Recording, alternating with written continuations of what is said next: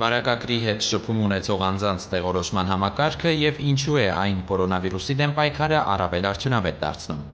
Ենթադրենք, բարակակիրը 10 օրվա ընթացքում ինտենսիվ հեռախոսային կապի մեջ է եղել 10 անձի հետ։ Տեղակայման փաստն ուսումնասիրելիս պարզվում է, որ անձերից 5-ը նույն վայրում են գտնվել։ Այս դեպքում մեծ է հավանականությունը, որ այդ անձինք շփվել են ու վարակվել են։ Ուստի նրանց կզանգահարեն բարետատնից ու կանցկացվի հարցազրույց։ Դրա արդյունքում տվյալ անձինք անհրաժեշտության դեպքում կամ կմեկուսացվեն, կամ ոչ։ Իսկ մյուս 5-ը, ում հետ վարակակիրը խոսել է, սակայն նույն տեղանքում չի գտնվել, դուրս են ռիսկային խմբից և նրանց հետ կապ չի հաստատվի։